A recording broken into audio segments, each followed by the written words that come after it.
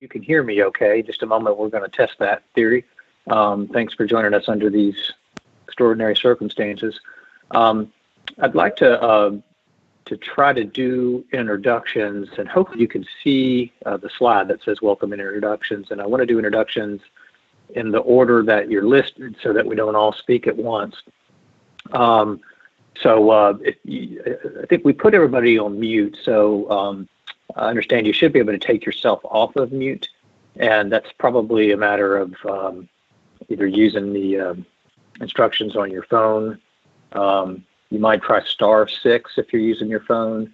If you're on the computer audio, then maybe there's a microphone icon next to your name that you can click on, and that will unmute you. But let's try well, first of all, Alan, why don't you say a word of hello, and let's make sure everybody can hear you.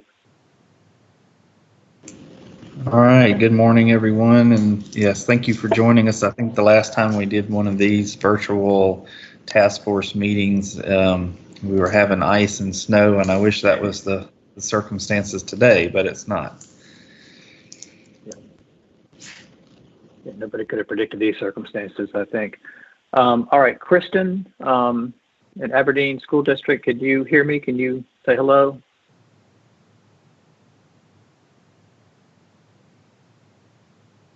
And I see that you're on the member list, so I think we have you on, but I can't hear you if you're speaking.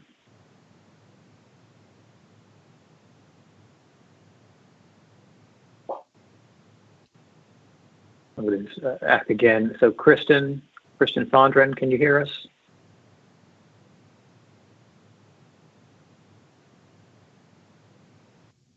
We'll go back to Kristen. How about Nicole? Nicole Minotti? Nicole, can you hear us?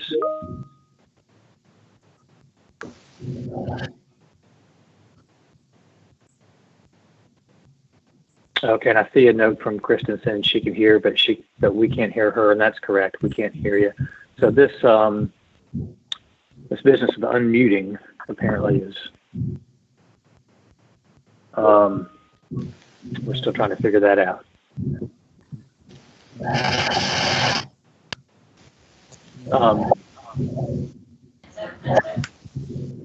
Does anybody know if there's a way to just mass unmute everybody, or does that have to happen individually?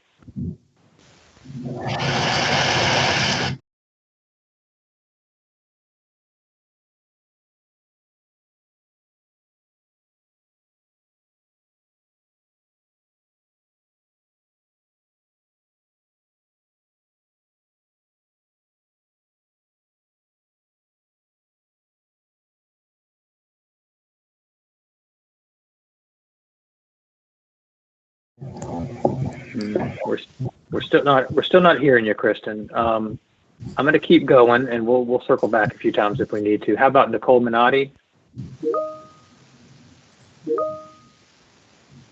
Altman Rosemary? Tim Martin? Demario Brown? So far, I hadn't heard from anybody. So if I said your name and you spoke, we didn't hear you. Marion Jones? Good morning, Marion. Hey there, Marion. We did hear you. Thank you. Good morning. And we'll just repeat. Nathan said that there's a gray bar at the bottom that's got a. Tell us again, if you would, Dr. Oakley. There's a gray bar across the bottom with a camera and then a microphone. You can mute and unmute using the microphone button. Apparently, if you are on both the phone and the internet connection, you'll need to unmute both, according to Deborah Ottman. Good, thank you. And on the phone, I mean, there's a mute icon on your phone, and there's also you try *6 might also do the trick. Is now exiting. Okay. I'm going to go back to the top again and just try just to see if anybody's successful to getting unmuted. Kristen Fondren. Nicole Minotti. Alan, can you hear me? Oh, I heard somebody. Who was that just now? This is Nikki Minotti. Okay, we got you. Good morning. Good morning. I'm on my phone, so it may be a little different for other people. Okay. Rosemary Alton? No. Tim Martin? Demario Brown? Kristen Fondren. Is now exiting.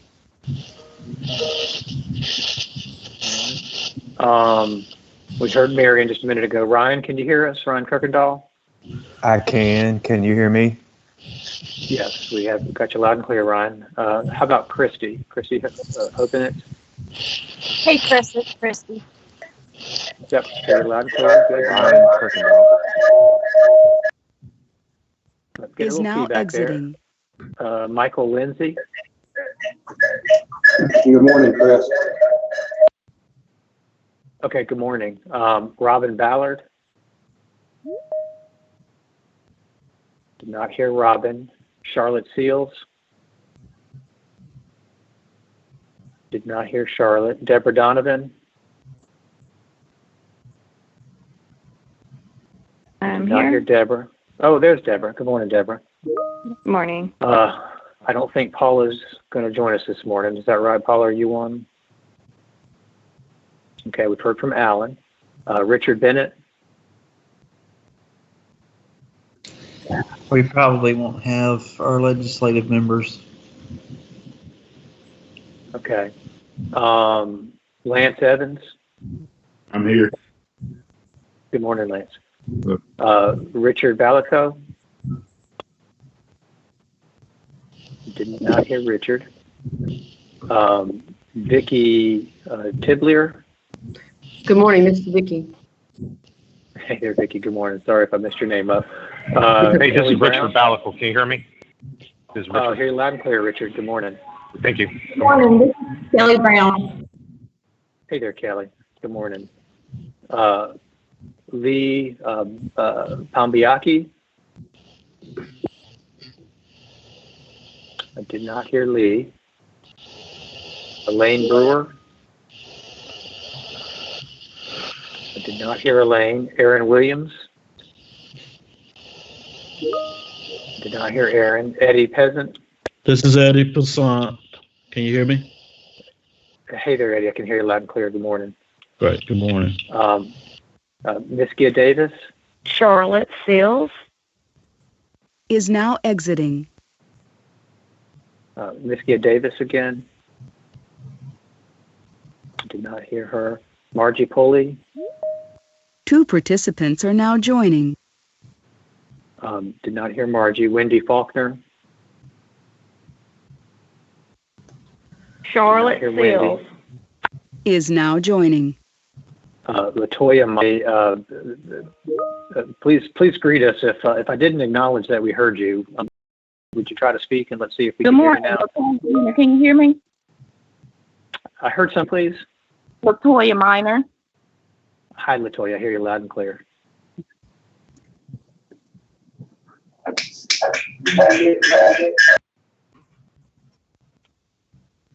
heard a little feedback just then, but I Is now didn't hear the name. exiting. Hey, this Let is me ask you- Ryan.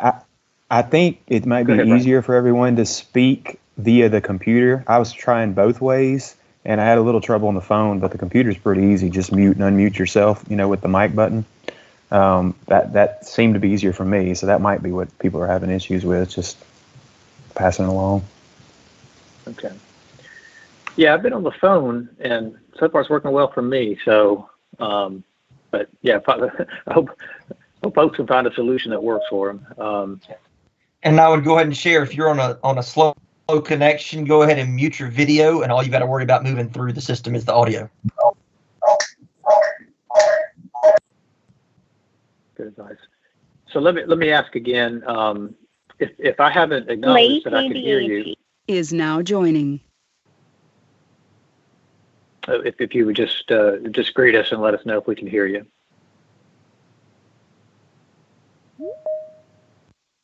If you were in the claim session, we're in it. So Mike Lindsay. here in a second, we'll give that a shot. I heard Mike. Good morning. Been able to get your audio one of two ways.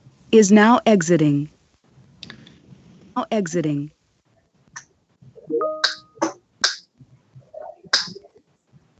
Okay.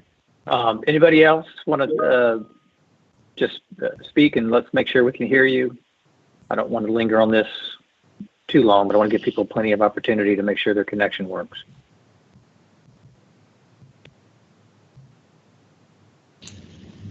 And if you can't get through, if you want to use a chat function, I can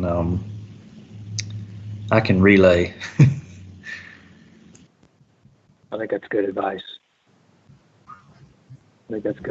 So I think some people may have had some success calling back in. Nathan advised that if you feel like your connection might not be robust, try just to use the computer audio and not the video.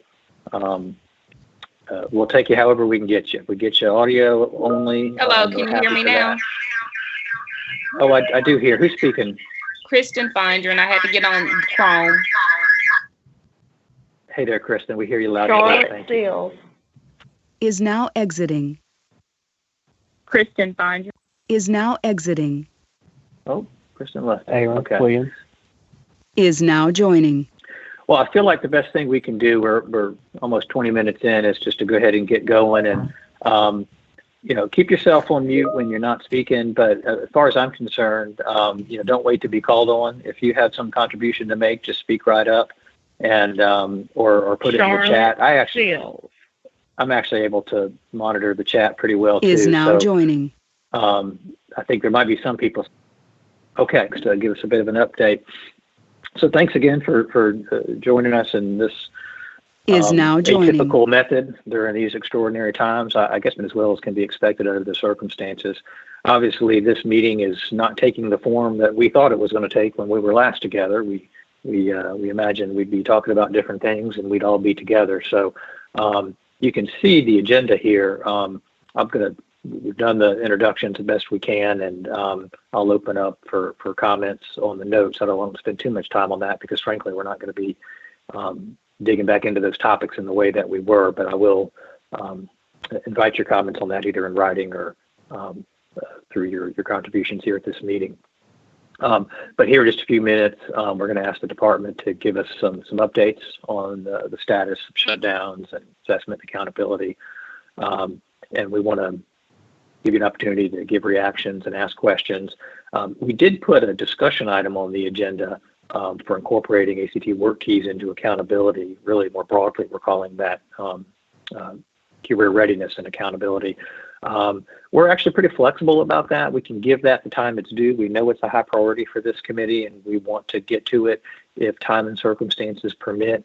But if we have discussion related to implications of the coronavirus disruptions, we obviously understand that that's our top priority right now. We budgeted some time at the end explicitly to talk about future implications for accountability and prioritizing items and next steps, particularly because we know that may look a lot different now than it did the last time we asked about that, because just different things on people's minds right now. So with that, let me give just a moment to ask if I believe Alan sent out the meeting notes, and did anybody have any feedback you'd like to share in this format on the meeting notes from our last convening? Again, happy to take those in writing, or happy put them in chat, or speak to them now, and I'll just pause and open up a line for that before we move on to updates.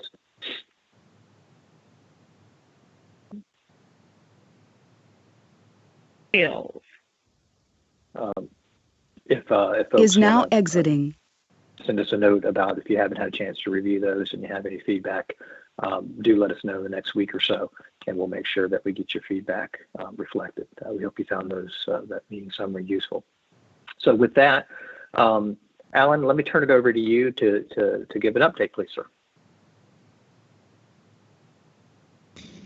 Okay, and I think we have a few slides regarding our updates. But I wanted to say first that really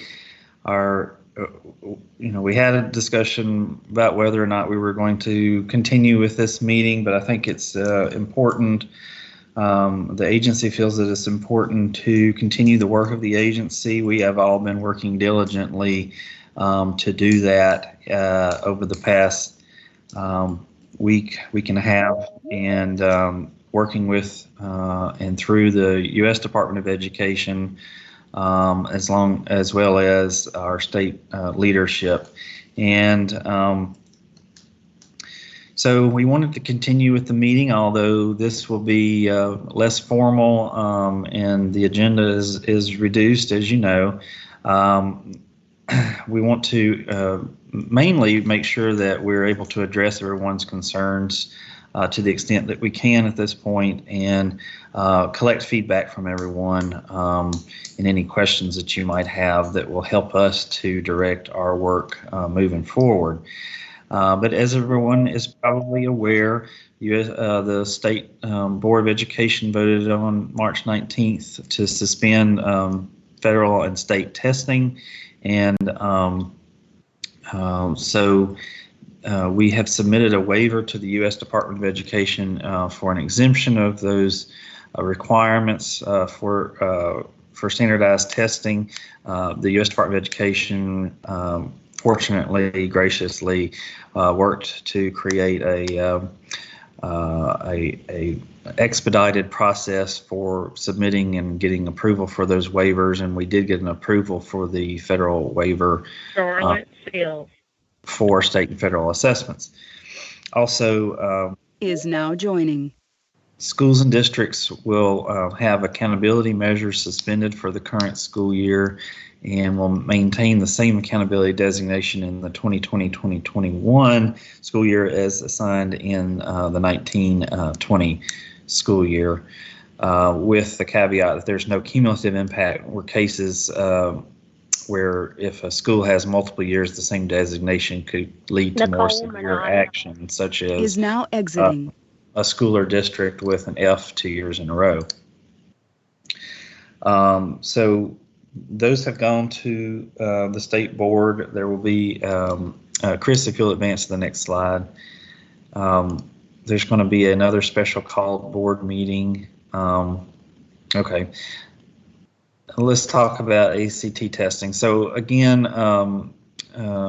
as I mentioned, we've worked with the Federal Department of Education, our state leadership. We also worked with meetings with our vendors and exploring the impact that this shutdown has across all the different areas of the agency.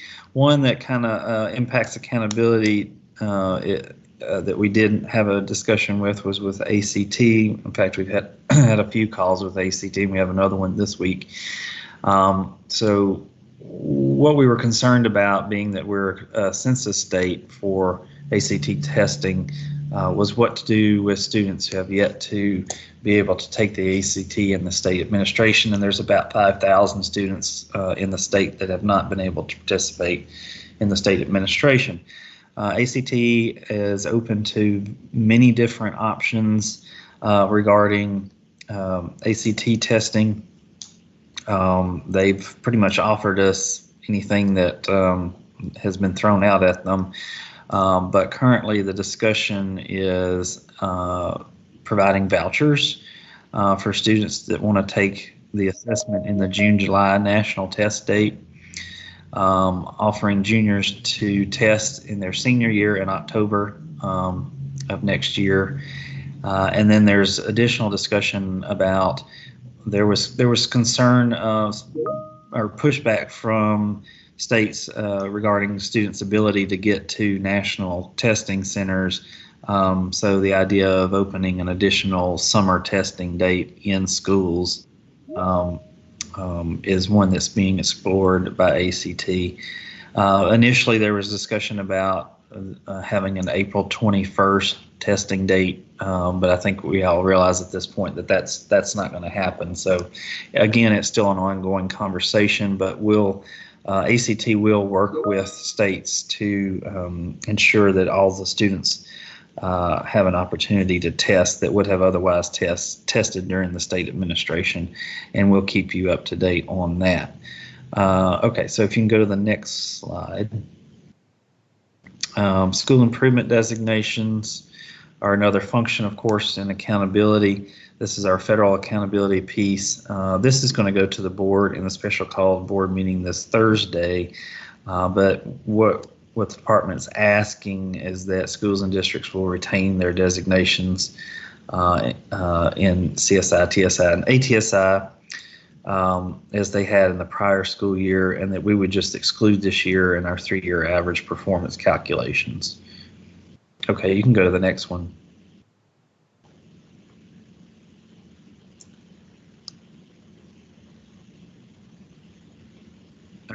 So as I mentioned, there's a special called board meeting on Thursday at 10 a.m. The meeting will discuss any waivers and suspensions of statutes and rules and regulations as a result of the COVID-19 shutdown. So some of those process standards that will get discussed is now exiting. Of course, performance or policy 3.0, which is the performance classification policy, which is accountability. Process standard 2, which is certified personnel. Process standard 3, performance appraisals. Process standard 4, financial audits. Process standard 11 is dropout prevention. Process standard 12, professional development. Process standards 13, 13.1, and 13.2. Process standards 14, 14.1, 14.2. Process standard 16, that's the assessment system. Process standard 20.2, literacy-based promotion act requirements. Process standard 21, promotion, progression, and retention of students. And process standards 28.3 and 28.4, student-teacher ratios and grades 5 through 12. So there's lots of different areas that this interruption is impacting, and we've tried to go over all of these different statutes and process standards that are going to be impacted and take recommendations to the state board to suspend or waive requirements due to the impact. So if you are able, you may want to live stream the state board meeting because I think that meeting will address a lot of your concerns and questions that we received from districts, specifically around graduation requirements and licensure issues, the Literacy-Based Promotion Act and those requirements, and how the State Department will adjust to accommodate the shutdown. Okay, you can go to the next. I can't remember how many slides I had. Okay, so at this point, I kind of wanted to get any initial thoughts or questions from the group, any pressing concerns that you think we need to make sure we get pushed forward. We also have our Chief Academic Officer on the line, Dr. Oakley. He may be able to address anything that you bring up as well. So, Chris, if we can somehow. So, Alan, before we move on from this kind of update on things, let me clarify one piece. Okay. We have submitted our waiver request to Ed. They released that expedited process on Friday afternoon. We submitted later in the afternoon on Friday, and we've received notification of them that they intend to grant the waiver to suspend the assessment requirements and accountability requirements. They have not issued the formal waiver response at this point in time. They've said we can go ahead and move forward with implementation while they process that formal request, but we've not gotten their actual approval, just their intent to approve. Okay, thank you. That's an important distinction. It's semantics, but I don't want anybody getting out ahead of where Ed is on this. Yeah, absolutely. Thank you. Yeah, and Dr. Oakley, this is Chris. Did the state request all three areas in that waiver, both assessment, accountability, and reporting? We checked all the boxes. I thought so. Okay. Thank you. So at this point, let's open up the line for discussion. Well, actually, I don't think there's any need for us to open the line. You should be able to unmute yourself and offer a comment or a question, and let's allow some time for this. And I'll keep an eye on the chat box as well, particularly for folks that are having difficulty with the audio. I see a note here from Nicole. She says she's concerned about our seniors. What about seniors who've not passed a test and were scheduled to retest? So I would just, Alan, you want to speak to that? You want me to do it? No, you're more suited to that. Go right ahead. So there are all kinds of scenarios of questions being posed from districts about seniors, about underclassmen, about what if they haven't taken it previously. We've got a list of those questions. We understand that those are in play, that there are policy implications there. We're looking at all of those policies and procedures. We're taking forward recommendations to the board for them at their meeting on Thursday, and then we'll be providing guidance on those after the board meeting.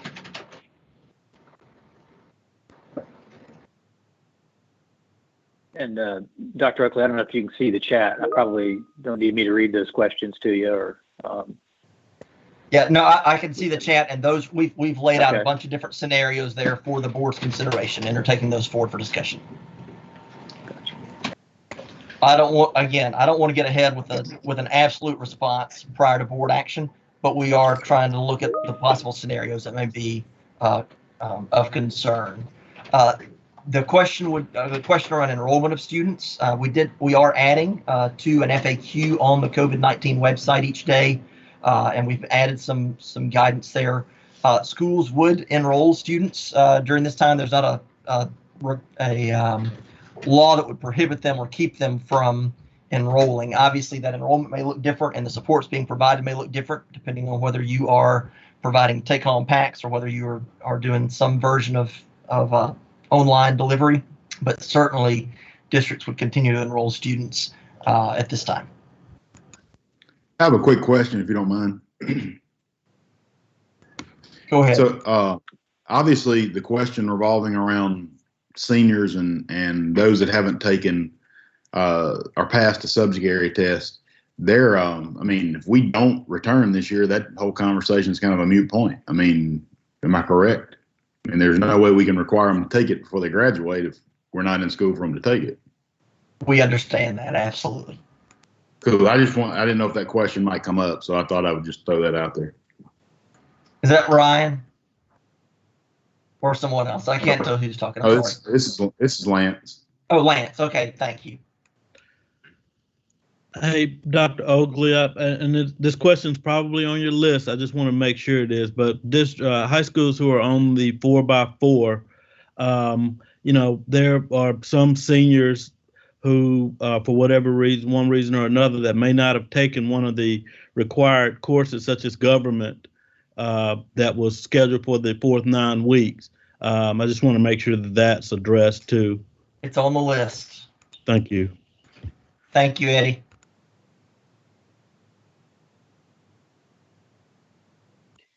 Nathan, Alan, this is Marion. I'm sure this is on your list to discuss, how growth will be determined overall, especially for those of us that have like a K-4 school. For next year is we won't be taking the 3rd grade test. So again, just putting that out there. Yes, and there's some next steps or future implications. There's a slide at the end of our presentation today where we'll kind of address those concerns. To some extent, it's going to take us some time to work through those issues and processes, and probably not a high priority for our meeting today necessarily. Absolutely understand that, and I appreciate the response. Thank you. Mm-hmm.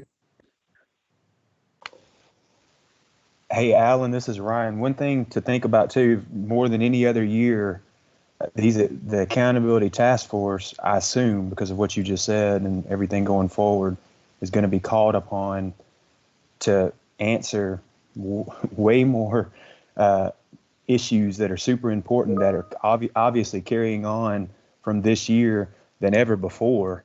We'll need more meetings, I would think, all kinds of things like that. So this, in my opinion, again, kind of like the state board said last year, this particular task force probably ought to continue as much as possible, since basically every single topic is going to carry on, from this year, with these unique circumstances. and we may even have to have meetings in the summer, you know, all kinds of things that just keep going because there's just going to be so many things to discuss, you know, like we're talking about, like, you know, when do underclassmen take the test? When is that counted? Are we skipping a growth year? You know, is it coming from 2 years? You know, all kinds of rules that have to be adjusted. So that's just my thoughts, you know, something to think about. Thanks, Ryan. We'll take that into consideration.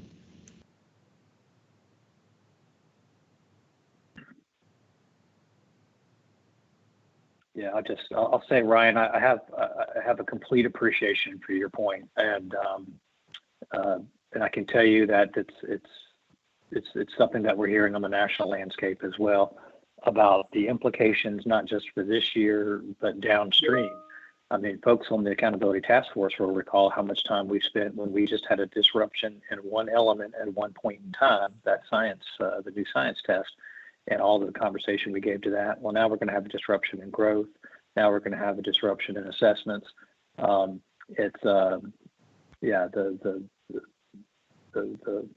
climb before us is steep, and I'll just say that we can appreciate that, and we're very grateful for the members on this task force. Yeah, to me, one of the most unsettling points is back to that point. It obviously is what's happening now, but the implications for next year and the next year, because that is, you know, when you start taking out third grade reading gate, you start the things that we do. I mean, it is going to have some far-reaching implications, and I worry, you know, about right now, obviously the waivers, but the negative ramifications for districts, you know, next year, 3 years from now. I mean, that scares me a lot. So this is Christy. Can I float an idea that I've been talking with some people about? Is obviously testing is suspended for this year, but when we come back, we're going to have a lot of decisions to make about how much instructional time was lost for students, where they actually are. And in order to get a good picture of that, would it make sense for us to consider administering the spring test, which is already pretty much a sunk cost because development's taken place, it's been created, the testing window just hasn't opened, and administer that in the fall and get a baseline and not use it necessarily for purposes of accountability for 1920, don't use it necessarily for graduation requirements, but use it as your baseline for learning gains. So you have a fall administration using this past spring's test, and then you'll have a spring administration. So you get rid of the learning gains conversation.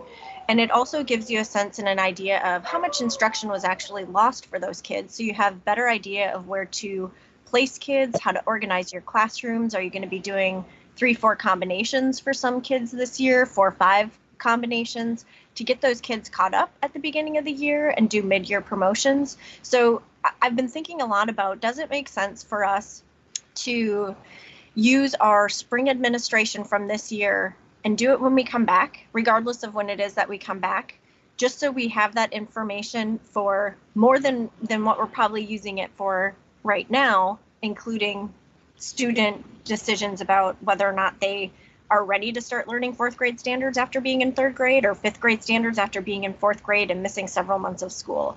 So, and that, again, wouldn't necessarily be used in the accountability calculations or even for promotion decisions or graduation decisions, but would provide a lot more information to districts and educators as they come back as to how much learning was actually lost during our shutdown, and also provide a baseline for moving forward. So all of our 3-year aggregations and trend lines aren't necessarily completely lost. There just might be a little blip or dip, but we still have that information.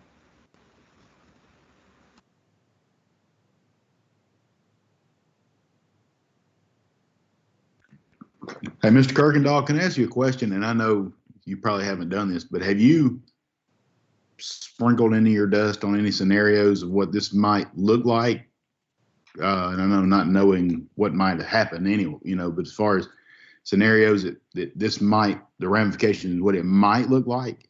And I don't think that's a terrible idea as far as administering that test, because you're going to have them everywhere. Obviously you have districts from handing out paper packets to online virtual day-to-day instruction with inclusion teachers in the classrooms, so it's such a range But that first question is, Mr. Kirkendall, have you looked at that or had an opportunity to even think through any of that?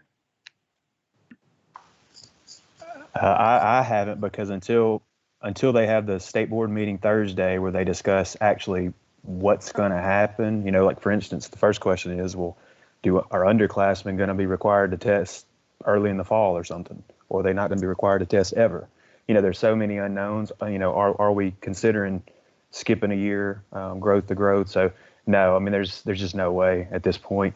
To speak into the testing in the fall, one thing to think about, if you're going to, quote, run the MAP test in the fall, which is what I think Christy was saying, then you got to think, you reroute the school. Okay, so, you reroute the school, 3 or 4 kids are missing here, the whole thing. So instruction is tough during those couple weeks. And man, we don't need to lose any more instruction time. I know everybody wants to find out where everyone is. Let's just be honest. People are just going to have to reteach the last 9 weeks of the previous year. That's just what's going to happen, no matter what the assessment says. So I just don't know I'm for losing any more instruction time, but that's just my thought. Yeah, that was my initial thought too, Ryan, was I hear schools and districts talk about losing instruction time to administer assessments. But anyway, that was my initial reaction. But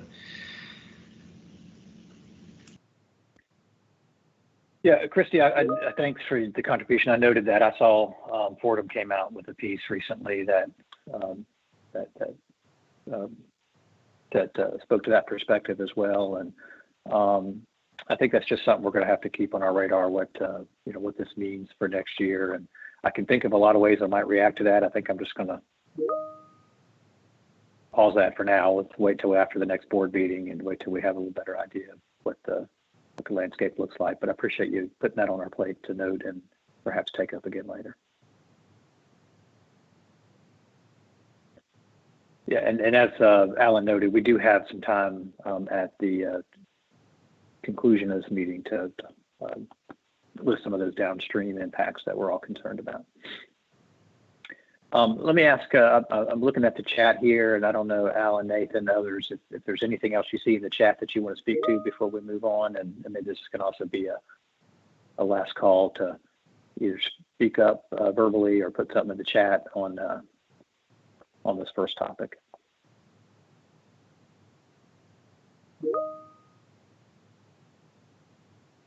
I'm reading through the list.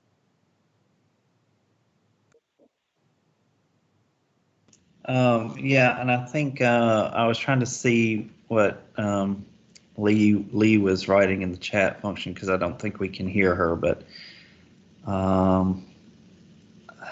did we address students who are not going to pass before spring break based on grades and not just tests? So you're saying students that would not have passed anyway prior to spring break? Is that what you're saying, Lee? Okay. Dr. Oakley, do you have any? So I've got that list. I've got that on my list of questions to discuss. Some of these things will be, I think, areas where the board takes action, and some of these will be areas where you've got flexibility within your local policy, either presently or by board action, where you've got flexibility to address those some of those questions locally. As I'm looking through this list of questions, these are a lot of the ones that we've seen come in via email over the last week. So, thank you.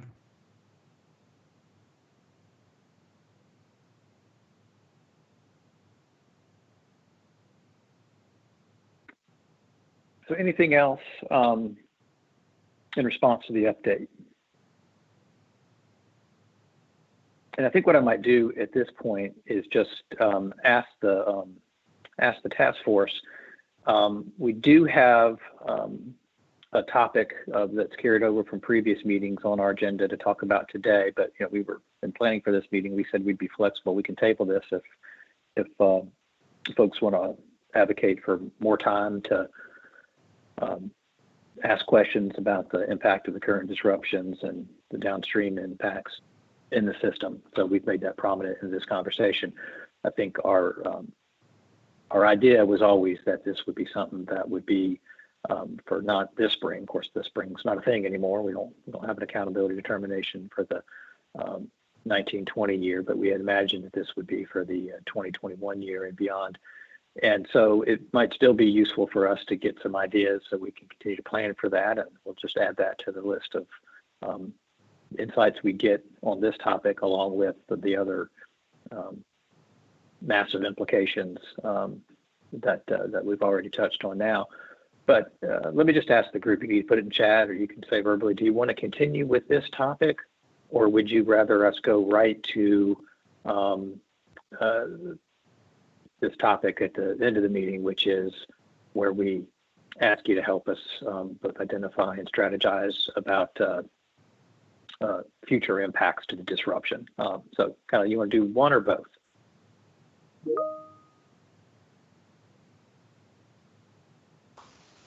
I say do both, whatever, this is Ryan, whatever order you want to do them, but I think both are important to this task force, and everyone's discussed, both of them, yeah.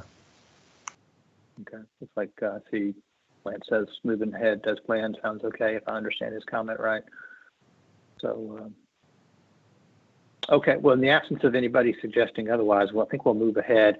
Honestly, we don't have a lot of sit and get to give you here, which is kind of it's harder to do these kinds of things in webinars, so we'll have to just be patient with one another and make the most of this format. What we really need from the task force to make some headway on this topic is your best thinking about sort of how to conceptualize this in the model. And I think for the moment right now, it'd be best if we just park, I know it's going to be really hard to do, but just park all of our concerns about what the model looks like in the future years. Let's just assume that we were picking this conversation up without the extraordinary circumstances we have now. And let's ask ourselves conceptually, what does it look like to incorporate this in the system in a way that matches our policy priorities? I'm going to just spend maybe 5 to 10 minutes giving a high-level overview of some ideas and prep that we were working on before we fell into the circumstances that we are now. And then mostly I'd love to open it up for conversation, for comments. So as you, hopefully folks can see the slides here. If you're only on by phone, I'll cover what's on the slides. So we want to explore how career readiness, and I'm explicitly using the term career readiness and not, this is the item, it's not like how does work keys go into the model, it's how does career readiness be more fully represented in the state accountability system, even though we know on the second point that this was heavily motivated by a strong support for ACC work, is that we can look at more deeply so that in future meetings we can pick it up and give you some more detailed information about the potential mechanisms and impact to incorporate it into the system. I think many people already know how career readiness is currently reflected in the Mississippi accountability system. Really, it shows up in two areas: in the acceleration component, which is about 50 points. I put about 50 points because it depends on whether or not you have that measure of English language progress in there. But about 50 points in the 1,000-point model. You've got the participation and performance, which includes measures AP, IB, AICE, dual credit enrollment, industry certification. And then there's also the college career readiness component, which is also about 50 points, either 45 or 50, which measures the percent of students meeting the ACT benchmark. So I think you can make an argument that both of those pieces represent current mechanisms where career readiness has some influence in the model. I don't really think I need to linger on this slide. This is just a slide, if you can get for those that aren't on the computer, it's just a slide that shows how acceleration is calculated both with respect to participation and performance, where you have in the numerator the students taking accelerated courses, and then the denominator, all students enrolled, and that's for participation, and then for performance. In the numerator, you have all courses or exams that meet the performance standard. In the denominator, courses, exams taken by participating students. And this is the slide that you've probably seen before that shows an example of what that could look like and how that gets calculated. And then the next slide, again, just intended as a reminder here how college and career readiness is calculated. That in the numerator, you've got students meeting the ACT benchmarks. In the denominator, you've got all students from Senior Snapshot who participated in the ACT. And that ratio essentially is gets translated into points for that college and career readiness piece. And we spend a moment on this because I think both of those give us some potential ideas for how work keys or other elements of career readiness could be expanded in the model. So I want to start broad and go down a little more specifically here. So first I want to ask the task force, what measures should be included? Do we just want to make a recommendation that this is about work keys and getting work keys in the model? Or are there other things that we should be exploring as a task force to more fully represent career readiness? There's one report, some folks may be familiar with it, it's put out in 2017 called Destination Known. It was a couple of groups came together led by CCSSO to put this document together. And it addressed what career readiness and accountability might look like. And there were 4 planks to that. And you see those here on this slide. Progress towards post-high school credential, such as percent of students on track who attain course credits to be on track to graduate on time. It's, again, just one example. Second one, co-curricular learning or leadership experiences, such as work-based learning, internships, service learning projects. Third is an assessment of readiness, and that one I'm sure speaks to this task force because that's what we've been talking about heretofore. ACT is already in the model. Many people have suggested work keys should be prominent in the model as well. And then the fourth, and this is probably the hardest to attain, but put it in there for completeness, and even if it's a more ambitious goal, transitions beyond high school, such as post-secondary enrollments, job placement, things like that. So, and it's perfectly fine, I think, for this committee to talk about what our long-term ambitions are for a complete and robust model, even if we know that we have only the capacity to move on some things in the near term. So again, I wanted to share with you one view from a national organization about what it means to fully represent career readiness in a state school accountability model. So, we did want to hone in specifically on work keys, just because we know it's been such a priority. And again, it's not to displace any other aspect of the conversation, but just to recognize that that's been something that we've heard loud and clear from this group. So, the first question is, what assessments should the task force consider to better reflect? But many of support work keys. Is that the only assessment? Are there others as well? Something like ASVAB. Are there other assessments that we think need to be explored? Because it's important if we're going to plan to honor the recommendations of the committee that we think about the full breadth of what could be included. The second question we want to put before you is, what are some promising models for including it in the system? And I'll say more about that in just a moment. And that includes how much weight should it have and what's an appropriate performance expectation. So what's good enough performance on work keys, for example, that signals the kind of rigor and expectations that are appropriate for Mississippi. Just to prime the pump a little bit, just to give the conversation a little bit of a head start, we came up with some ideas that you might think about in terms of how something like work keys could be included in the accountability system. One is you could add it as a component in the college career readiness piece. So right now, college career readiness is all about meeting the ACT benchmark. You can imagine adding work keys in there as well. And you could add that in one of 3 ways, and I've listed them here on the slide. You could do what they call a disjunctive approach, where the student meets either an ACT benchmark or a work keys benchmark. And if you're thinking, oh, but it's more than work keys, then just put that in your mind when I say work keys. A conjunctive, say we want every student to meet an ACT benchmark and a work key benchmark. Compensatory, where we say, well, we have a student taking both, then we're going to have some kind of index that's going to represent their performance on the 2, and we're going to combine them together and we'll have some kind of overall expectation. So if you do really well on one and not so well on the other, then that can offset. So there's three pretty straightforward ways to think about how work keys can go into the model. Again, that is the primary recommendation of this group, that we think about ways to add work keys. There's a lot of states that, one of the things I wanted to do was just kind of look at what other states were doing with respect to career readiness. And we've talked to, so those of you who've been on the task force before will know that we've taken this up in the past, and we've looked a little bit about how states handle college career readiness in their accountability systems. A lot of states use something that I call a menu approach, and I've got, I think, 2 states that I'll just show you to give an example of that. I think at least one of these slides I've shown in a previous task force meeting. New Hampshire is an example of a state that uses a menu. Now, this is a pretty substantial difference from the way that Mississippi's accountability system is. I don't know, maybe talking about substantial differences has never been more opportune than now. But the New Hampshire computes an index for all seniors that reflects the percentage of students who meet any 2 of the following. So basically, they say we've got all of these things that we care about for a student to demonstrate that he or she is ready for post-secondary success. And I don't even think when you look at the slide, don't worry too much about the particular things that are on the list. I'm just trying to illustrate a methodology.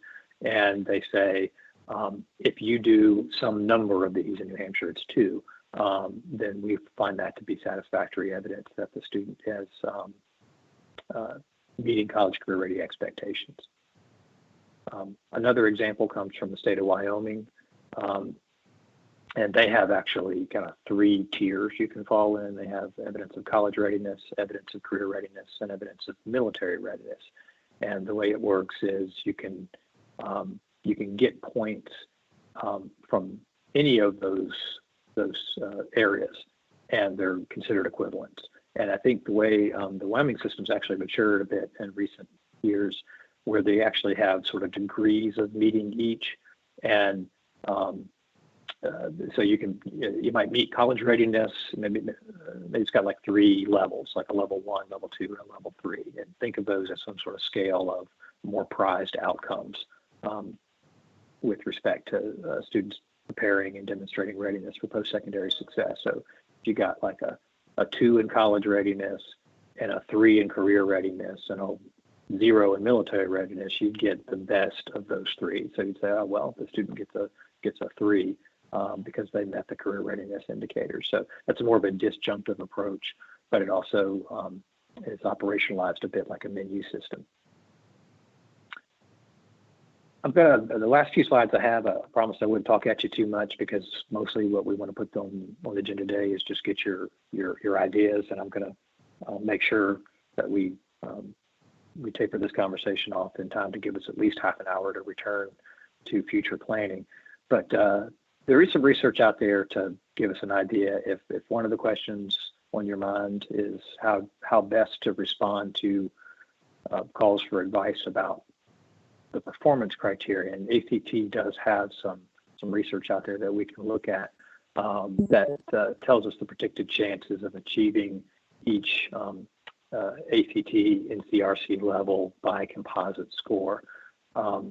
This graph shows for each, you see the composite scores on the horizontal or the x-axis, and you see on the y or the vertical axis the percent chances of achieving those NRC levels of non-qualifier, bronze, silver, gold, or platinum. Actually, I think I'm going to go to the next slide because I think it's a little easier to read it when you table it out, as I did here on the next slide. And you can look on the left here, and so essentially, if you're asking yourself, well, what's sort of a comparable standard on ACT? If you were inspired to think that this ought to be combined in the college career readiness indicator, what's a comparable range?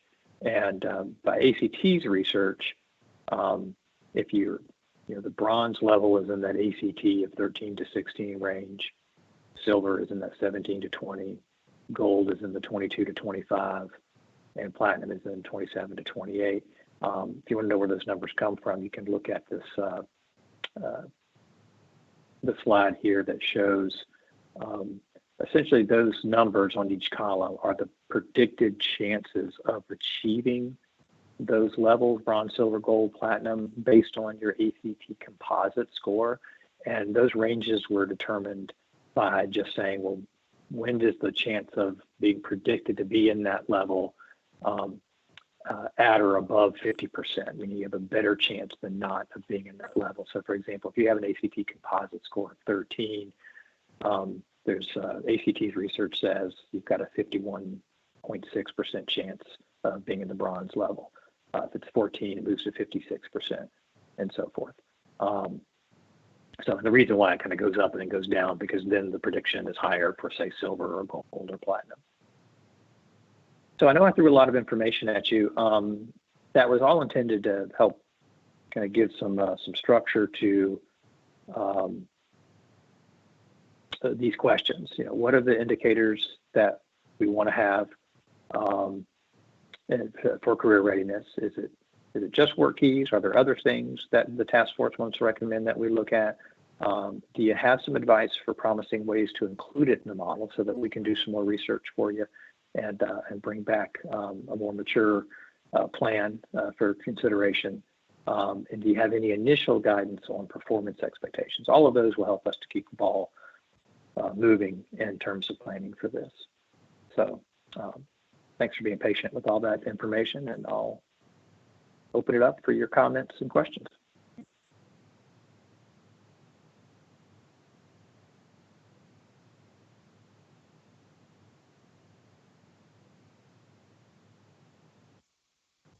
Aaron Williams is now exiting. So if anybody's speaking, I don't hear anybody speaking. So you might just check your mute. And I'll also keep my eye on the chat if you have any contributions. Chris, why don't we let the Office of Secondary Education talk about oh, yeah, thank you. The other option, diploma endorsements. I think there may be a slide for that next, but I don't know. So Alan, there we go. All right. Thank you. We got Wendy Clemens and Heather Morris and Amy Brown are all on the phone from secondary and CTE, and Heather coordinates, as y'all know, across our secondary to post-secondary side. One of the possible solutions, as we've talked through this, that we see would be the use of diploma endorsement options. As we look at the endorsement options, as y'all know, they're available. And one of the kind of the whole student solutions that we see that doesn't just look at, can I get a score on work keys, but looks more holistically at the student and their readiness for career, is that CTE endorsement. And if we looked at the endorsements as a measure of college and career readiness, we've got just a traditional diploma, we've got the alternate diploma for our SCD students, and then we've got 3 additional endorsements that students can earn. And that CTE endorsement includes a silver level on the work keys, as well as GPA requirement, either a dual credit or articulated credit in CTE, or a work-based learning experience, or a state board approved national credential. And so when we look at that New Hampshire model, we've got a mechanism, I think, in place that captures some of those menus that New Hampshire looked at within our existing diploma endorsement options. We could look at weighting those, or look at putting those into a component where we considered whether it was a CTE or an academic or distinguished academic endorsement as some measure for CCR that, again, looks holistically at the student and their overall high school experience and demonstration of readiness, rather than just, did I check a box for a dual credit, or did I get them into an AP course, or did they take and get silver on work keys? And I'll pause there and let, if Heather or Amy want to mention anything else, or Wendy, but I'll pause there.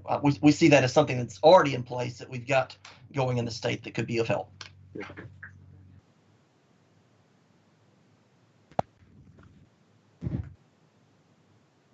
Yeah, I was thinking that, Nathan. This is Wendy. When Dr. Domaleski was giving us the examples from New Hampshire and Wyoming, Wyoming, to me, it looked like very similar to that, where we already have a system set up through the endorsement options that would allow us to, like Nathan was saying, look at the child more holistically and determine what their readiness is for post-secondary work. If they acquire a CTE endorsement, that tells us that they are at least capable of the next step in achieving whatever career goal it is that they have for themselves. If they get that academic endorsement, that tells us that they are ready for gateway classes in post-secondary institutions, regardless of what that post-secondary institution may be. And then, of course, if they go on to get that distinguished endorsement, that's telling us not only are they prepared for the gateway classes, but they are also prepared to accelerate and be successful in those post-secondary institutions as well. So the endorsement options are set up in such a way to give us indications as to readiness for children when they leave our doors and go into some sort of post-secondary experience, whatever that experience may be. And so trying to use those in such a way to help us with our measurements, I think is something that we could look at, and it would be pretty powerful to see that. Can y'all hear me? Wendy, this is Heather. Yeah, Heather, we can hear you. So I just want to again state what Nathan said as far as looking at it holistically as the whole child, because instead of just piecing in another test or something else, we're looking at GPAs, what classes they took, all of that. So I do think that the most logical way would be using the diploma endorsements, and then also gives districts time to prepare, because that's our current sophomore. So it's not like we're changing this next year. It would be the graduating class of 2022. Can you see I pulled up the web page that has the endorsement option. So Alan, click on traditional diploma right there where your mouse is, and then you should be able to scroll down and see the specifics for that CTE endorsement. It's on page 2.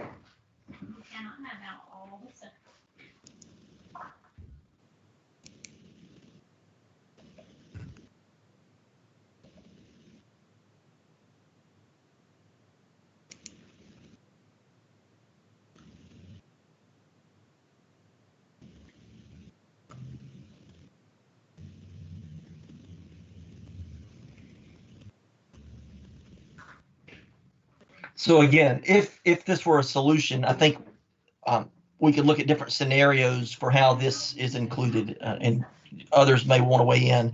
I suppose you could look at weighting of certain endorsements within the graduation calculation, that 200-point box. You could look at these being a measure that goes into that CCR box, academic endorsement. There are 8 requirements, sub-score requirements there. So I think there's multiple ways that this could be considered. Obviously, all of them would have implications for, long-term data, and it would require some analysis. But I think there's multiple ways to get there.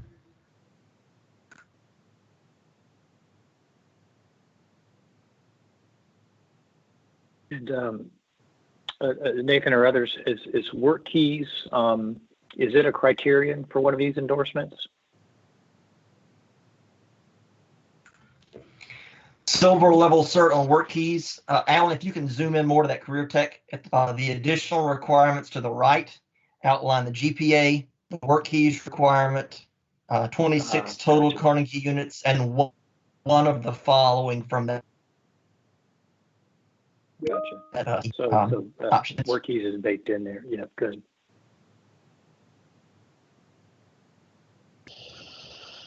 This is Eddie Passant. Is this recommendation meaning that these different endorsements added in the model would be weighted equally as in disjunctive model, or are you saying we would keep the ACT component and then use this as something separate? Because that's my question. I think that's for the task force to make a recommendation on. We're just bringing this endorsement option forward as a consideration for one of the ways that we can measure that. Open to conversation, absolutely.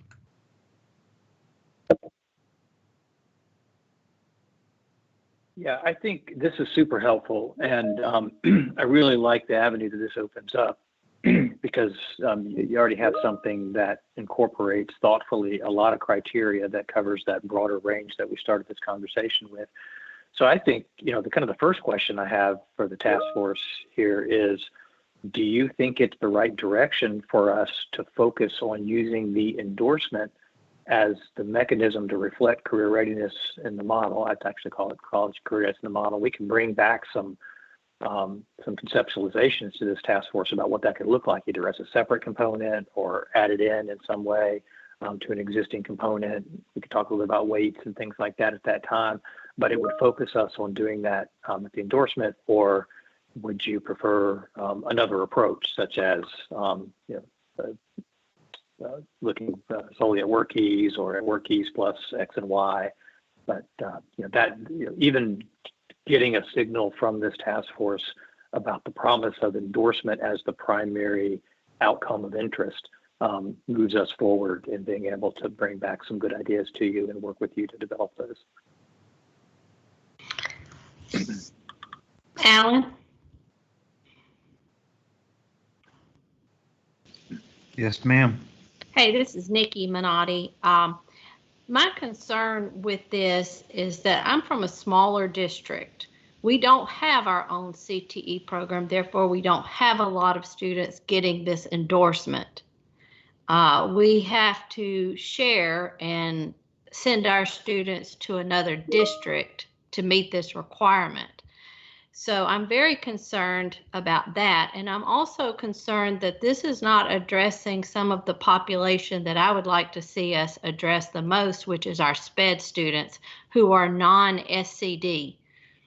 I think if our goal is to make sure that they are getting what they need to become productive citizens when they leave, I don't know how this, I just need some more clarification on how this would help. So Nikki, I would ask if this would not help them similarly to the way it would help general ed students who are pursuing some post-secondary technical program or internship or apprenticeship kind of program. I think our issue is that because we have to bus our students to another district, the districts don't always accept our SPED students because of the reading requirements. Or the requirements because it affects their accountability score is what I've been told. I do not know that that is the case. But we have 0 SPED students enrolled right now.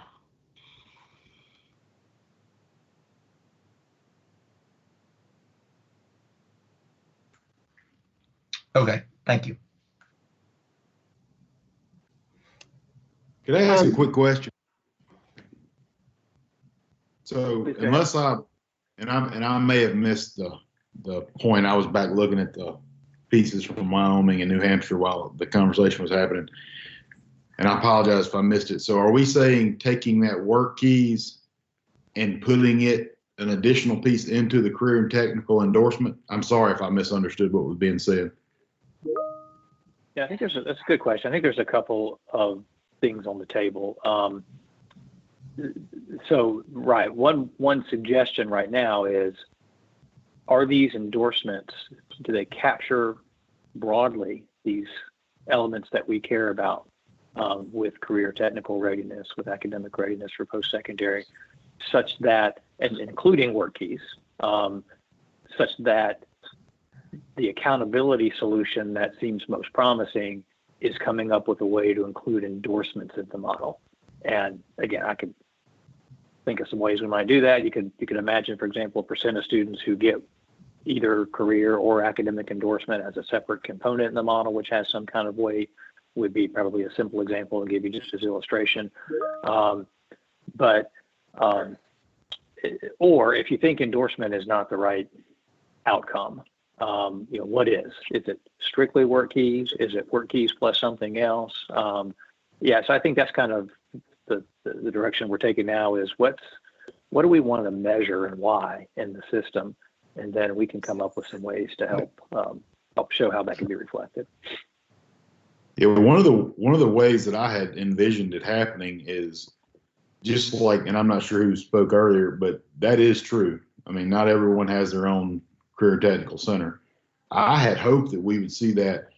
I mean, obviously, you still have the career and technical endorsement option, but this would be blended right into that acceleration component, because now it is more equitable, because people can get access, obviously, to the work keys assessment, and you can help students prepare for it. So I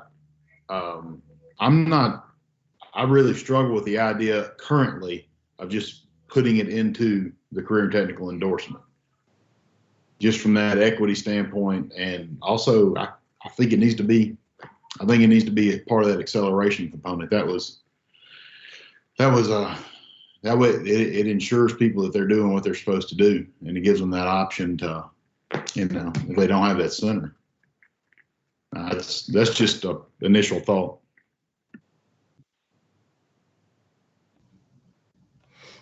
I have a question. This is Vicki Tibble.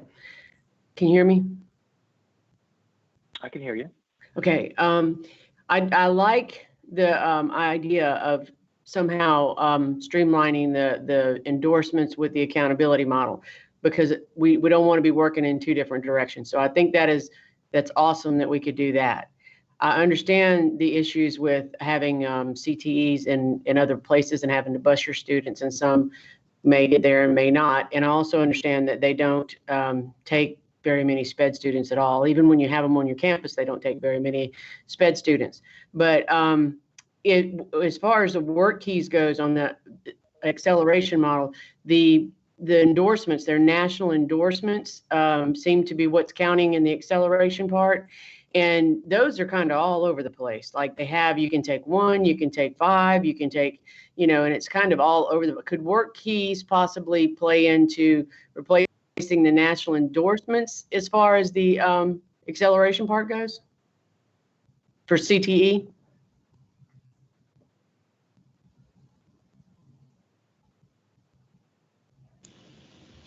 So I think, and Amy, maybe.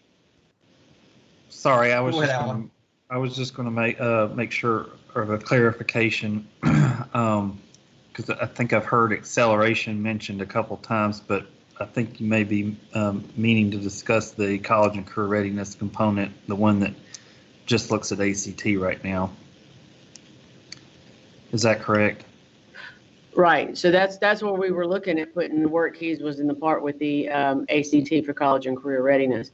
But in the acceleration part, if the work keys could be there instead of the national endorsement, because the national endorsements are quite confusing, and they can take 1 and then they can grow and take more, and some take them, some don't. It's kind of all over the place. So this we is have Wendy. Viewed the work keys kind of as a final piece. It does not get into the specific content of work readiness. It is more general workplace readiness skills, and not specific skills for construction or building trades or automotive or health sciences or whatever. And so that's one of the reasons that we've looked at it more as just this readiness indicator and not the acceleration indicator. I think when that was laid out several years back. To answer your question, Mickey. Okay. So I've sort of taken 3 things. I'm just trying to say back what I've heard so far. I've sort of heard at least 3 things in response to this topic. The last commenter said that consider work keys as a means to kind of validate the endorsements that are in acceleration. There's an idea to put work keys as a separate element in the CCR indicator. And then with respect to endorsements as being the primary outcome of interest, I've heard some mixed responses. I think some people have said it does seem to be promising insofar as it's broad, but more than one person has said not certain that there's equity in being able to promote that across all schools and districts, and that's something that's giving people pause. I didn't hear anybody say they rejected the idea, but they said that's just a concern that we need to keep in front of us. So again, I know that doesn't give us a decision, but I'm just sort of reflecting back what I've heard so far. So what else do people have, either in response to anything that I just said and trying to summarize or new ideas to add here?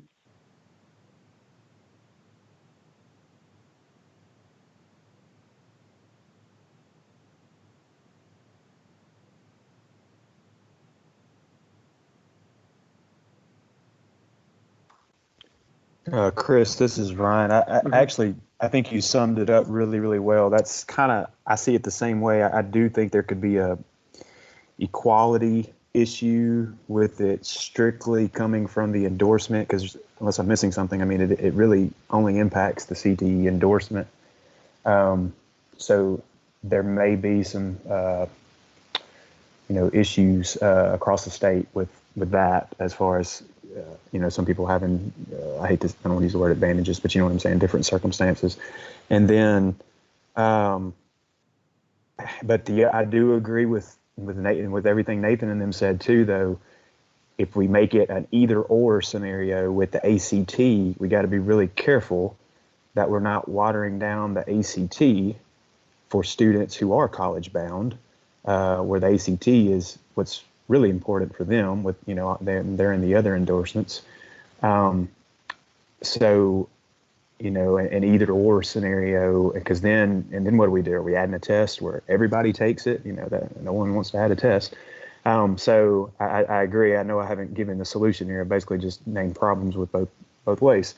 But those are the questions. I've just kind of been writing down questions as everyone's been talking, and I keep coming back to those things, like who takes it?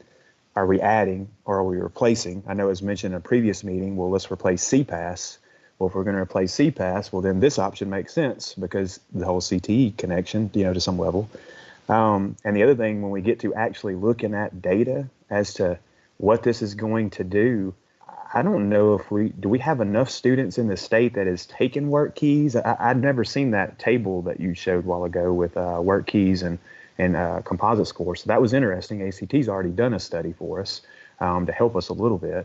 I just wonder, so what would that do in, quote, Mississippi's accountability? I know you made the comment earlier that, we got a lot we're thinking about anyway, so maybe it's the time to, I don't want to use the word blow it up, but you know what I mean?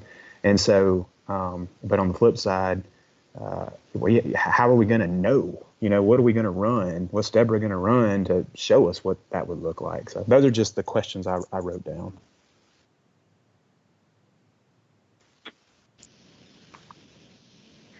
Yeah, good. Chris, good. if you want to share your screen again, I released mine. You might want to pull that chart back up.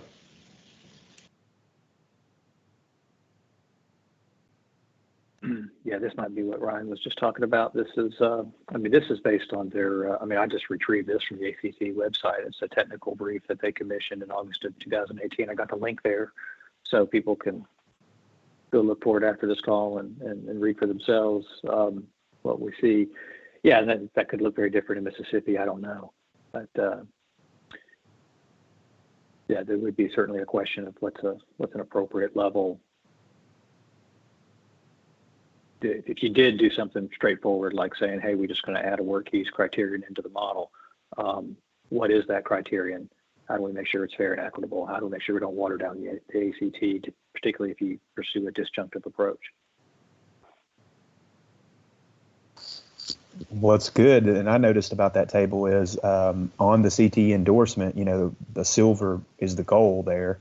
And if you look at silver on this table, well, it's, the 50% range that I guess Chris or whoever marked on this is it's somewhere between 17 to 20, which, is close, for lack of a better term, with, the current college readiness measures that we use. So.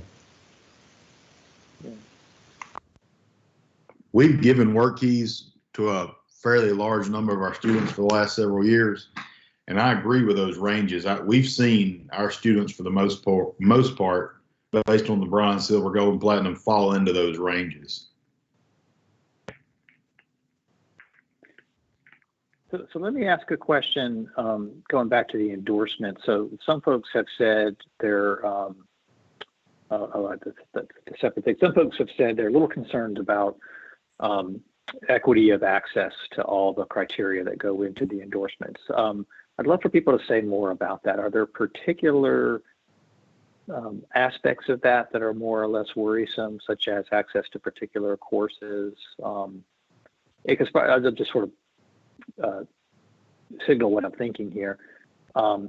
I'm wondering what the temperature of the committee is with respect to, hey, we love the concept of the endorsement as a way to get a broader range of things that matter with respect to readiness, but some of those specific things give us pause. Or if it's the concept itself, that's just not enticing to the committee. But I think one way I can try to understand your perspective is you can tell me a little bit about those that sort of raise the equity question on the endorsements. What particularly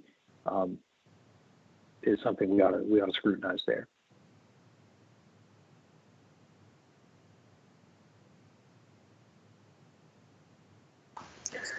Well, one thing that comes to mind for me is when she talked about before, just them having access to career, the career courses or centers, and busing students and other districts and all that. You probably have more of that. That's not in particular our issue. I think of, of course, I'm going to think from a numbers perspective. And so if you have a district with a high percentage of their students in the CTE, and then you have other districts that have a low percentage, well, we have to make sure that these measures, and I'm not even really referring to this table at this point, but however we, quote, write the rules, that there's not some sort of advantage one way or the other, because you are going to have a lot of different percentages. You're going to have some districts that have a super high percentage that are CTE endorsement, and so they quote, get measured by this, and then you're going to have other districts that have a low number of a percentage of CTE, and then they're measured by ACT. So all things have to be equal. That's just when I say that, that's more what I'm referring to. But you're also probably going to have more of what I think Nikki spoke about earlier. Hey Ryan, this is Heather. I think there may be some confusion about what we're initially asking or suggesting or throwing out there for thought. Is that the CCR component, that 150-point component, would be replaced entirely by the endorsements, not just the CTE endorsement, but the number of students that earned a CTE endorsement, the number of students that earned academic, the number of academic. So if you weren't strong or didn't have a strong CTE program, then you had other opportunities to earn points in that area, if that clarifies it. Okay, yeah, I totally missed that. I didn't know that's where you were headed. I thought we were just going with within that. Oh, wow, so that's a game changer. You're talking about just changing the whole component. Okay. So it does look more holistically at students overall. That may not have been clear. I'm sorry.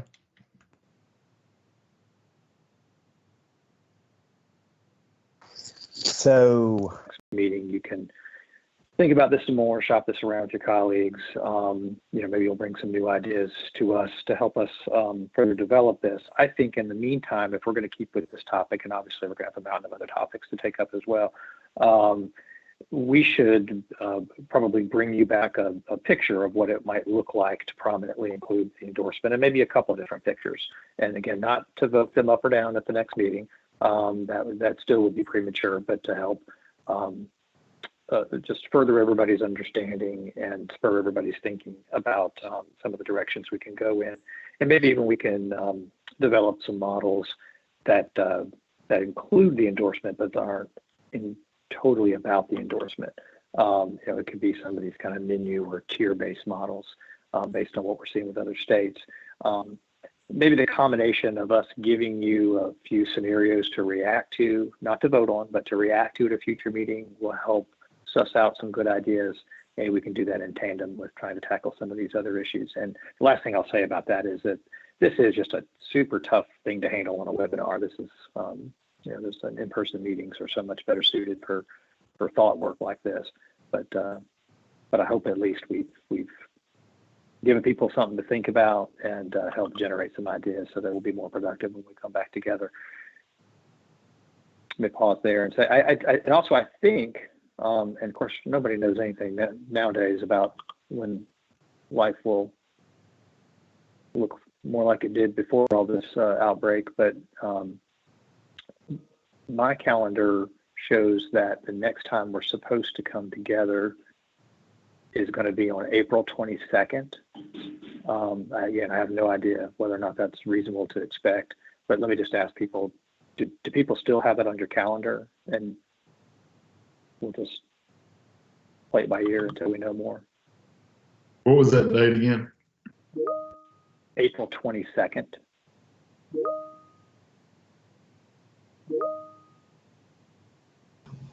We had a hold date on our calendar in case we needed that meeting. Yeah. So just keep that held. And again, I don't think any of us can say whether or not it may. I said thank you. I see a number of people in the chat confirming they do. So please keep that held on your calendar. And I think we'll just huddle up after this and see how things are going and see if that would be an opportunity for us to be together in person, or whether we need to try to do something online then and have our in-person meeting later. You know, Ryan, your message earlier resonated with me, which is we'll probably have to rethink our whole model for the task force here and even think about whether it makes sense to come together in the summer or something like that, particularly if the coast isn't going to be clear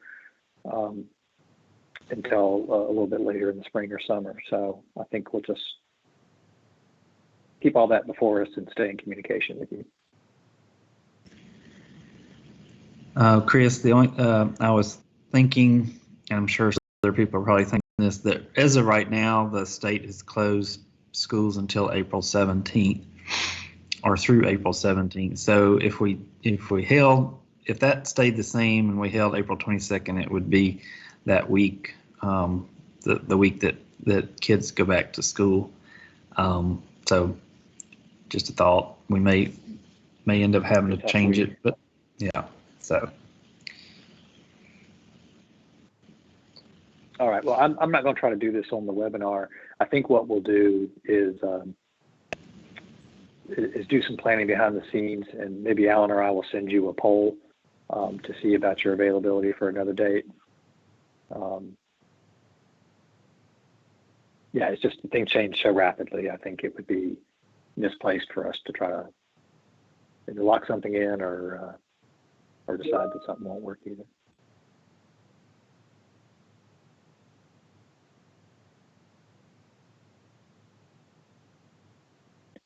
Okay, so what I'd like to do now we just got a little more than 20 minutes left, is we want to return where we said we would at the start and just get your feedback here for future topics. As this has already kind of come out in many of the comments beforehand, but we certainly appreciate just how challenging the road ahead is going to be for not just 2020, but 2021. And in many ways, 2021 is going to be much more complex than 2020, because 2020, we're going to be in this kind of freeze mode with accountability.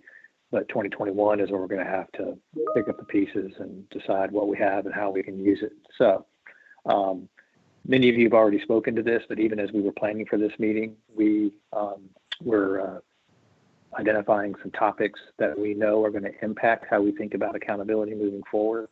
And you should see those on your slide now. That includes what I'm calling uncertain opportunity to learn. Many people have already spoken to that, so I know that's well understood. When you have students that are missing so much instruction, what does that mean in terms of what's the right performance expectations and how we proceed with assessment and accountability given that break in instruction. And many people have also brought up that those gaps in opportunity to learn are probably not uniform. Some students' gaps are going to be more prominent than others because people's outside of school experiences are going to be uneven. So we need to keep all that in front of us as we look to make smart recommendations to the state for accountability. Performance expectations, that's what I mean by that is, what does this mean for the baseline or for the if they're going to be grades next year, are those at the same level? Are they at different levels? Given that the indicators and the break in instruction, I could easily imagine why we'd be having a conversation about what are the right expectations for performance next year. Calculation of growth score is pretty obvious. If you got a break in assessments, then you're going to have some challenge with growth. Growth is a prominent part of Mississippi accountability model, so that's non-trivial. Banked assessment results, my goodness, we're still dealing with that this year, back even before the coronavirus thing with the science test. So that too could get very complex very quickly. There may be other things we haven't thought of.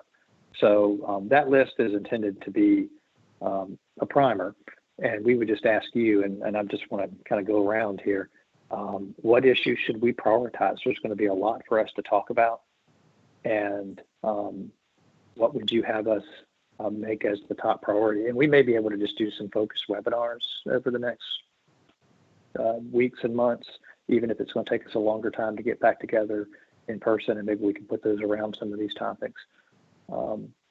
So I'm not going to try to manage this. I'm just going to ask if you put something in the chat or speak to your point of view, and I'm just going to listen and take notes. Chris, this is Ryan.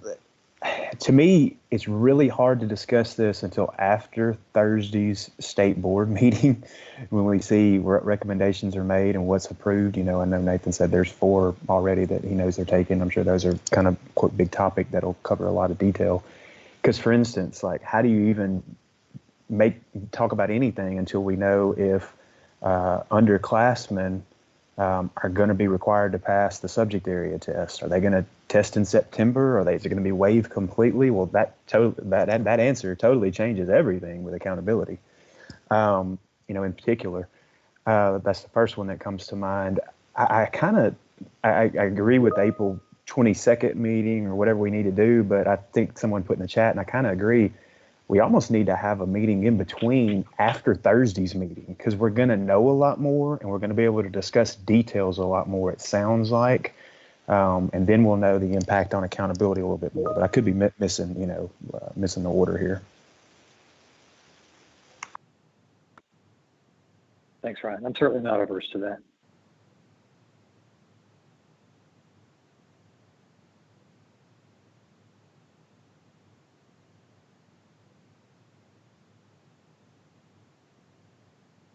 I'm seeing some things in the chat. I'll just acknowledge those. Kristen writes she's concerned about F-rated districts, what it'll look like in 2021, given the expectation of having made strides this year. I'm reading where Kelly writes, exiting students from EL programs without English proficiency assessments. My goodness. Yeah, that's a good point. Lee, I see your comment here about baseline expectations. Yeah, starting off the year behind. I agree. That's a real threat in the calculation of growth. So I'm just going to write down some notes from your comments. Thanks for that. Other people can add comments in chat or speak to your point of view. Hey, this is Richard. I have really nothing more to add other than everything that was discussed about. And I agree with Ryan that we got to wait until the state board meeting, and then that's going to make the puzzle pieces more in place so that we can know what the picture is going to look like at the end. But I just have another comment just for the MDE staff, and I hope that consideration will be done with regards to these provisional license, emergency license teachers that's in JPS and the Delta, my district, and others, to extend that one more year, because I have a feeling that if that does not happen because of this disruption, it's going to create an extreme crisis for the state. Now, we appreciate what the legislature is doing, but if we can extend it for another year for these provisional license teachers, I think that'll be the best case scenario and to err on the side of caution. Thank you. Licensure expiration is on the list. Thank you.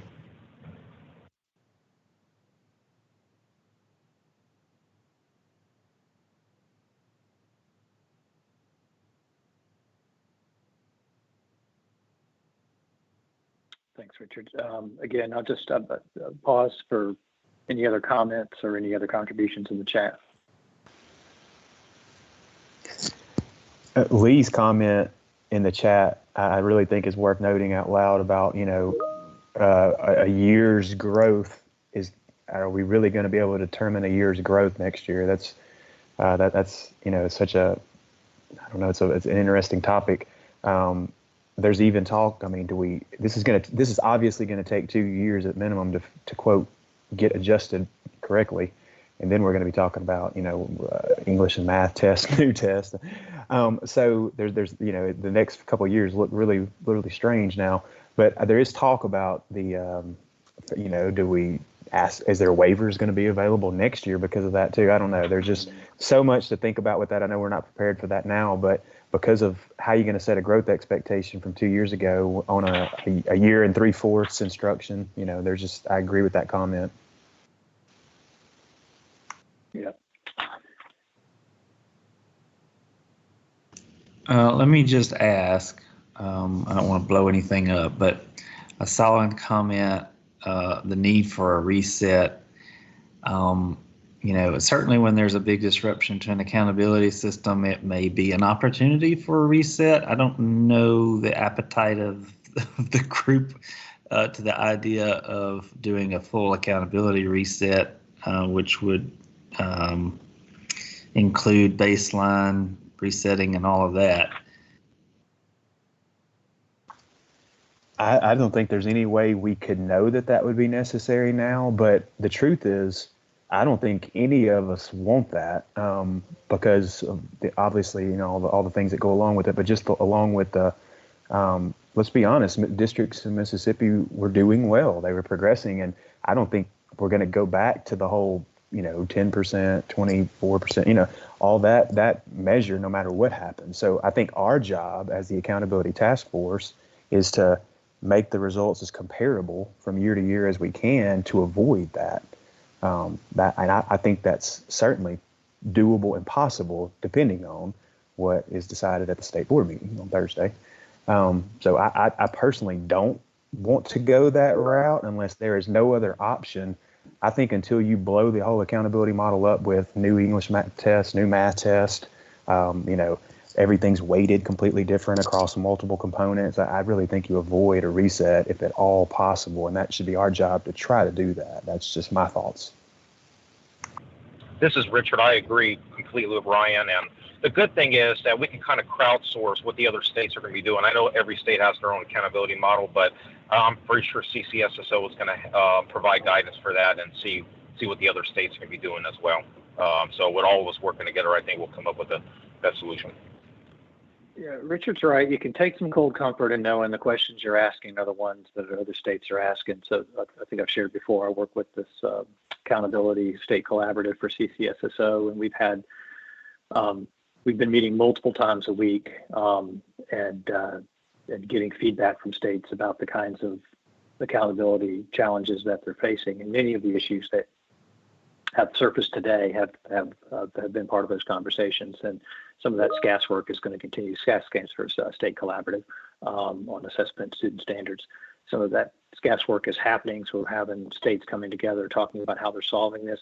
Somebody mentioned earlier on in the chat, like what happens when you're in sort of year one of accountability anyway, or even year zero?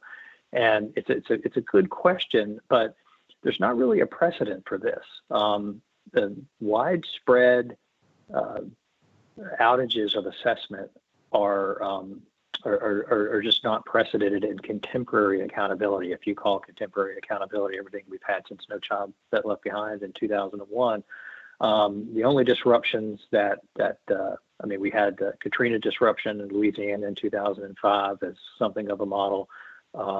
When states shifted from to consortia assessments back when that seemed like more states were going to be involved in that than they were. There was kind of a field test year in 2014, and a lot of states transitioned assessments. That caused a blip in accountability. But even then, there was a prior measure to work with. So you can do things like Mississippi did what most states did. They did some kind of bridge scale. So we don't even really have a way to do that. So it does bring up technical questions like, well, can you do a prior reaching back more than 1 year? If you do, what's the impact of that? What's the right performance expectation? I think almost certainly we're going to end up with something that looks like a phase in of whatever the new normal for accountability looks like. So we know this year is a freeze. Next year, I think it's highly likely there's still going to have to be some tolerance for the feds to issue targeted waivers, because I think states will be able to stand up something next year, but it probably won't look like the full model that they want to stand up when everything returns, when all the data elements are back again. And then it might take a few years before we're back in a position where we say, okay, now the model looks as complete and mature as we wanted it to. That's somewhat speculative of me, but I think that's where I sense the wind has been blowing. But I'll continue to keep this team apprised of everything I'm learning from the national perspective, and we'll bring that to meetings as appropriate. But you guys are asking all the right questions, and these priorities are certainly ones that I know the department, certainly I agree with.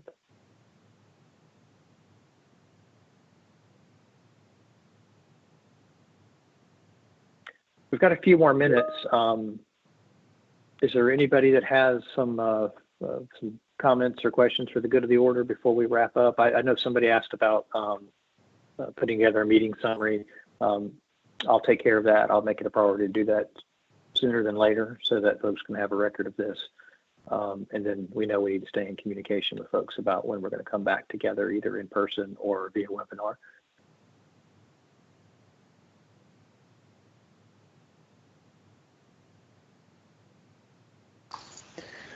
No, I would like to leave out there that the possibility, because I know Thursday, our district is waiting on Thursday, and I think I can't imagine how many views that state board meeting is going to have. But just from our district alone, it's going to be a couple hundred. And so I think we had 5,000 at the last one, right? So just y'all be prepared. Everybody's watching. And so I just know that the discussion and the comments are just going to be rampant after that meeting. And I just keep coming back to, if you guys want to, I am certainly open, and I hope the rest of the members are, to having a meeting as quick as possible once we know what's happening, so that we can kind of move forward and start, answering some of these, these things and that kind of thing. But and back to the reset topic, I don't know, I might have used the term blown up. I didn't mean anything like that, because I look in the comments. I think what I thought when Alan was asking about a reset, he was talking about a reset of the baseline, which means you go back to the 10% and the percentiles and all that. I was just saying, I think our number one goal, and it's the goal that the state board has always given every time I've ever heard them talk, is to avoid that if at all possible. So that's all I was talking about there.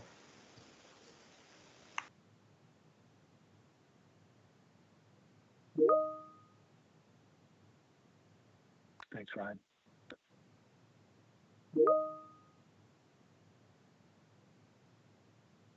Okay, last call for comments.